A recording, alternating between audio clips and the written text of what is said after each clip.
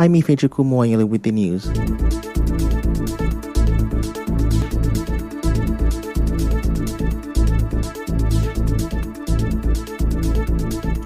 Now, the River State Sole Administrator, retired Vice Admiral Ibokete Ibas, and other key functionaries are to appear before the Joint National Assembly Ad Hoc Committee to oversee emergency rule in River State to defend the state 1.48 trillion naira budget, 2025 budget. The leader of the Senate and chairman of the committee, Senator Obeyemi Bamidele, said this at the inaugural meeting of the committee in the new Senate Wing National Assembly Complex, Abuja. In a statement, the Senate assured Nigerians that it was determined to ensure the people of River State are not shortchanged due to the declaration of emergency rule by President Bola Ahmed Tinubu on March 18. President Bola Tinubu last week wrote to the Senate and the House of Representatives seeking the consideration and approval of the 1.48 trillion naira appropriation bill for River State. Meanwhile, the sole administrator, retired Vice Admiral Ibokete Ibas, says the current political crisis in the state is a failure of elite faith leaders and elders who either took sides or fueled tensions. He said this during a public lecture to commemorate the 58th anniversary of River State at the Government House Banquet Hall in Port Harcourt.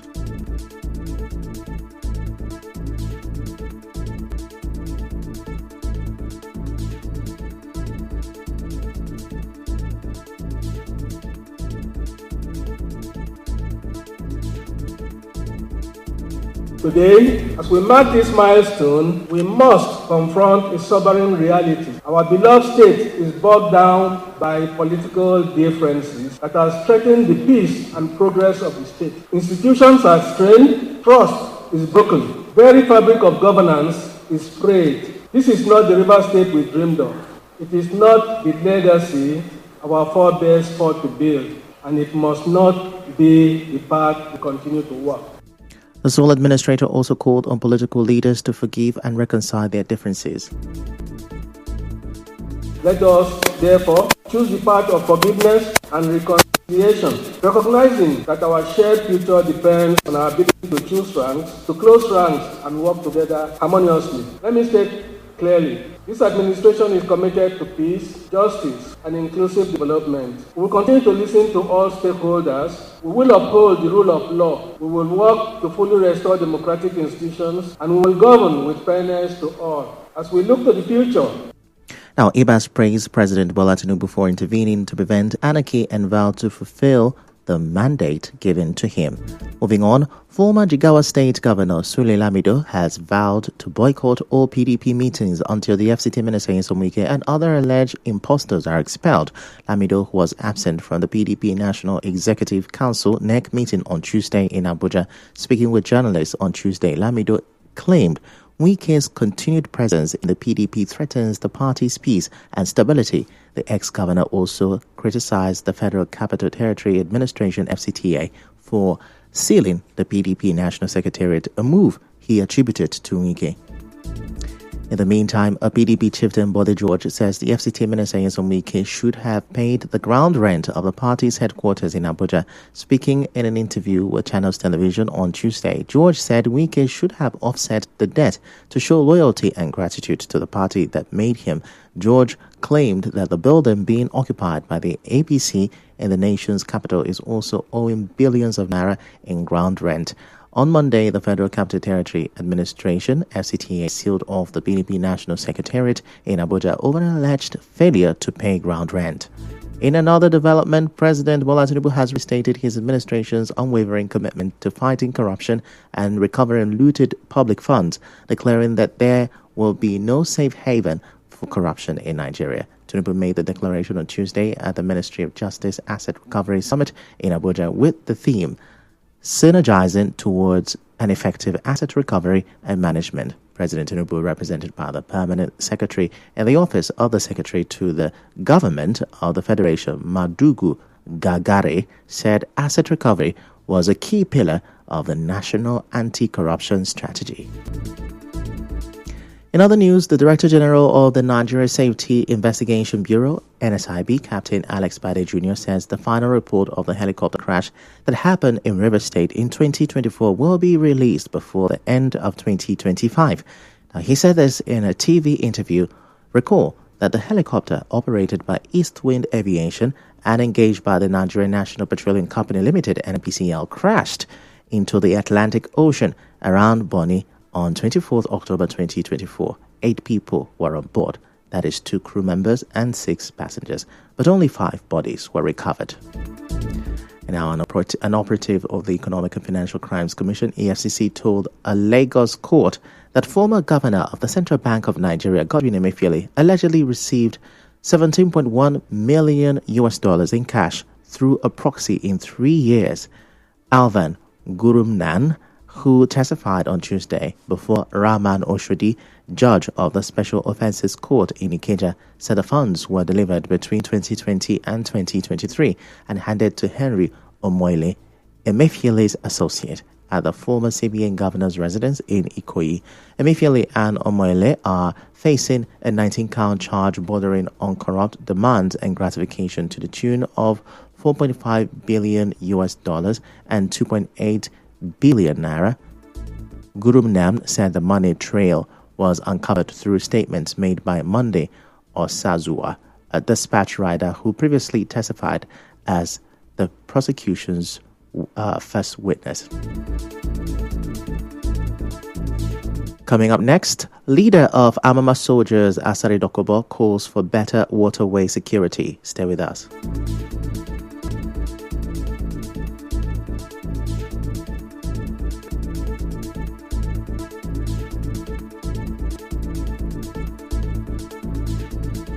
Showcase your business at the Port Harcourt Tech Expo 20.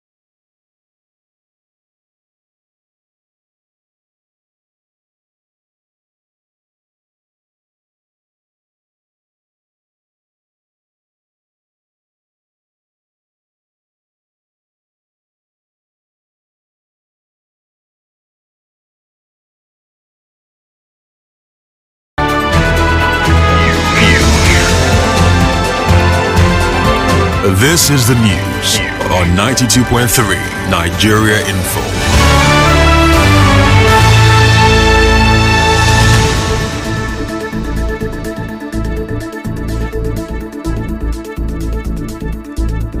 You're welcome back, and now the rest of the news. Now, more details have emerged about the rescue of the 19 passengers kidnapped along the river's waterways and held in captivity for 21 days. The rescue was said to have been carried out by the Amama Soldiers, a local security outfit led by freedom fighter Asari Dokubo. Speaking on Nigerian Info FM's Hard Fact, Dokubo said the victims were kept under a mango tree throughout their ordeal. For 3 years, we have been there in Niger, we have been there in Plateau, in Imo, we have been there in Abia. We have volunteered in rivers. Nobody is paying us one kobo. All the personnel, we have over 1,000 personnel in Rivers State. We have provided security on Kola route, on Soku route, on the sea, Kalabare Moa road, free of charge. Nobody is paying us a dime. Even this operation we went, nobody gave us a drop of wealth. Nobody assisted us in any way. Voluntary service. In an earlier interview, he said that DSS reached out to Amama Soldiers for help, and with the assistance of a man who had earlier been kidnapped and ransomed, they were able to trace the location. We were asked by the Director of State Security to intervene to look for these victims. Some of them have been there for 21 days. This is the height of man inhumanity to man. You steal your fellow men. We dignify it by calling it kidnapping. Our brother, one of our brothers, was among the kidnapped people, and he paid 10 million. He was the one who assisted us to the camp. He, however, said one victim, a soldier named Saliu Ibrahim, is still missing. It is reported that a military man who was kidnapped along with them has not been accounted for. These are his uniform. Maybe they had killed him. This is his ID card. His name is Saliu Ibrahim. Anybody who know anything about a military man, Saliu is a Lance Corporal, Saliu Ibrahim. He was supposed to be among the people kidnapped. He was supposed to be the 20th person. 19 a year, he cannot be found. Asari Dokubo is urging the government to invest more in marine police and the Navy to tackle waterway crimes. Away from that, some primary school children have lent their voices to advocate for better self-care practices for children as a significant contribution to their physical and mental growth and stability. Speaking on Children's Day, the pupils shared some practical tips to ensure self-care and emphasize on the roles parents play in ensuring their children's well-being.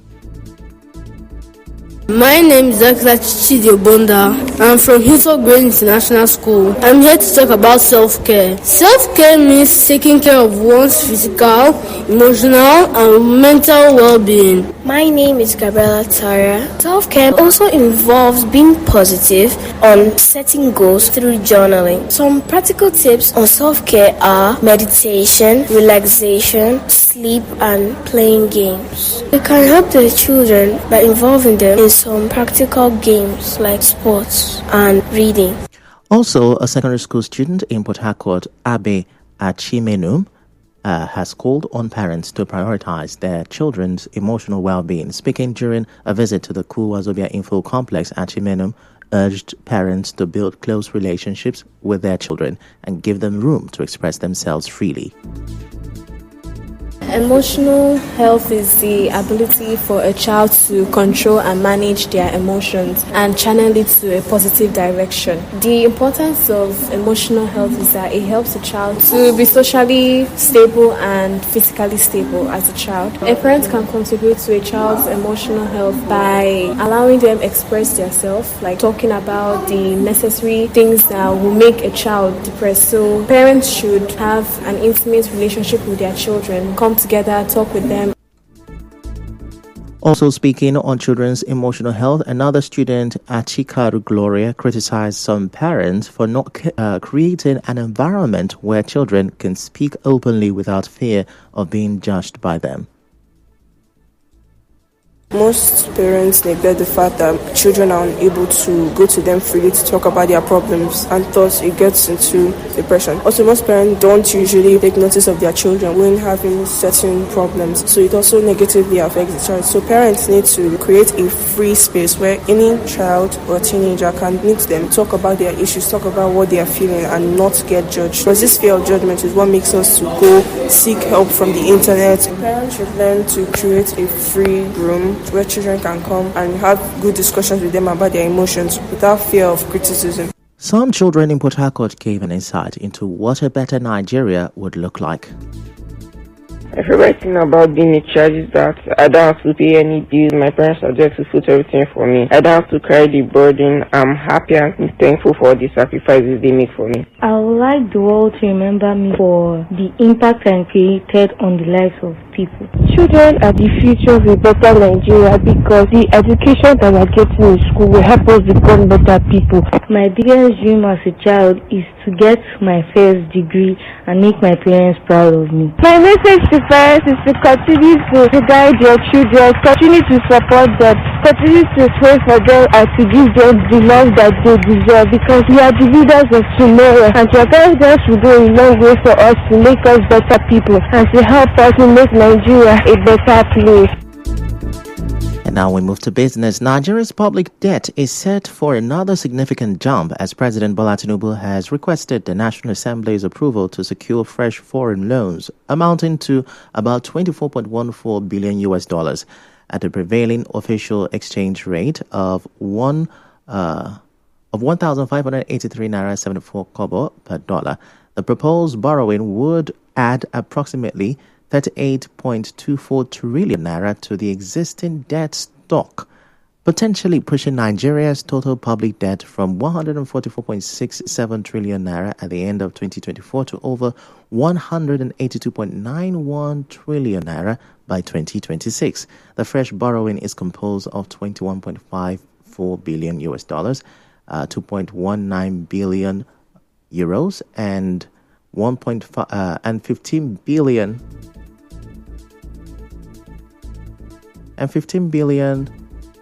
naira.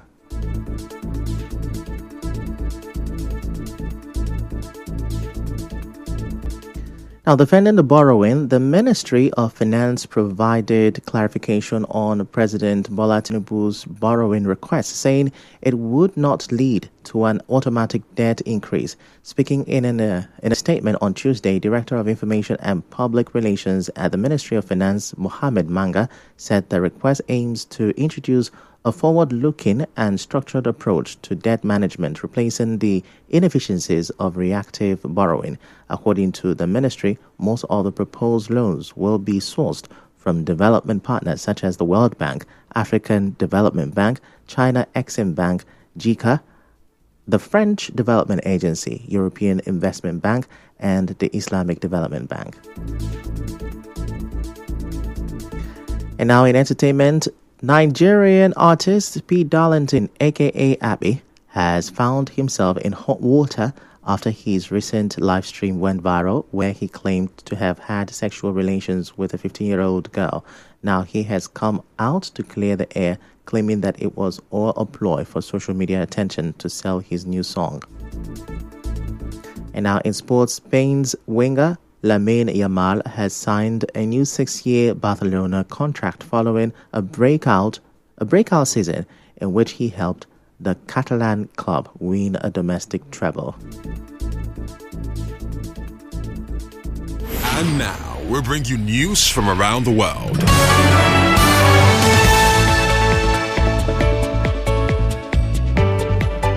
U.S. President Donald Trump's administration has ordered U.S. embassies around the world to stop scheduling appointments for student visas as it prepares to expand social media vetting of such applicants. An official memo said social media vetting would be stepped up for student and foreign exchange visas. It comes during a wide-ranging Trump crackdown on some of America's most elite universities.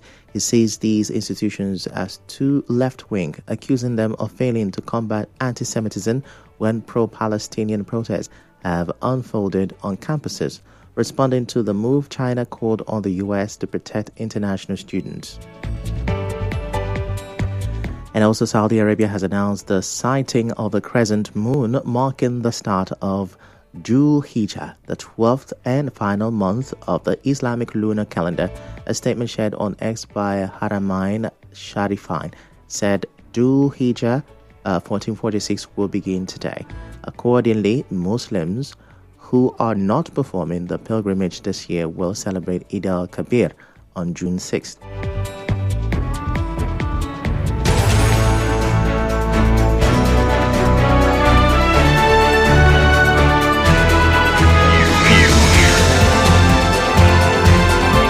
This is the news on 92.3 Nigeria Info.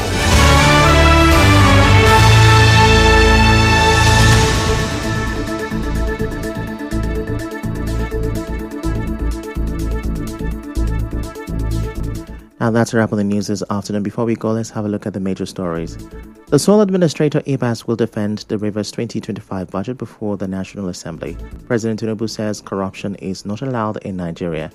On the foreign scene, U.S. has halted student visa applications and plans and expanded social media vetting. The news was edited by Martha Okere. To reach the news team, send an SMS or WhatsApp to 0808-721-7215. I'm Ifechukwu Mwanyeli. Many thanks for listening.